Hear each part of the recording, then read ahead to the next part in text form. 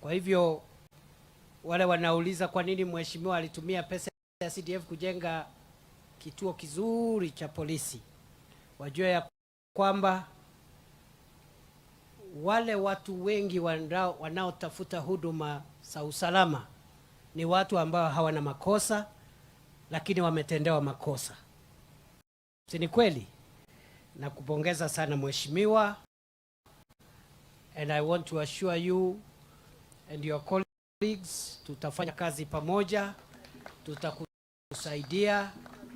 Kama vile dadangu mheshimiwa Haika amesema, mambo ya siasa iliisha.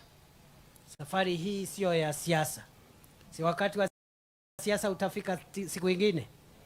Si uko mbele ndio tutaongea maneno ya siasa. Saa hii ni mambo ya maendeleo. Na Mheshimiwa Rais amesema Wakenya wote lazima wapate huduma ya serikali ya Kenya. Na isitumike vile watu walipiga kura, itumike ni njia ya kuleta maendeleo. Maendeleo inaletewa watu wote kwa sababu ni walipa kodi. Watu wote ni walipa kodi. Mambo ya siasa ikifika, watu wataongea, watasawishiana, lakini Mama Haika, nikiangalia hawa watu, hiyo siku ingine hii hapo tunaenda mbele, hawa watu hawatapiga kona tena. Nimeongea ukweli? Simeongea ukweli? Hata kama walipiga kona usijali, hiyo ni mambo ya kawaida na ni haki yao. Lakini kwenda mbele naona watakuwa pamoja na ile pande utakuwa. And I want to thank you Mama Haika for the Taveta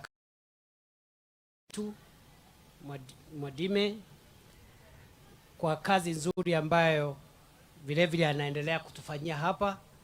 Na sisi tukiwa serikali ya kitaifa tutaendelea kufanya kazi na serikali za majimbo ama serikali za county kuhakikisha kwamba mwananchi anapata huduma bila matatizo yoyote. So governor, count on our support.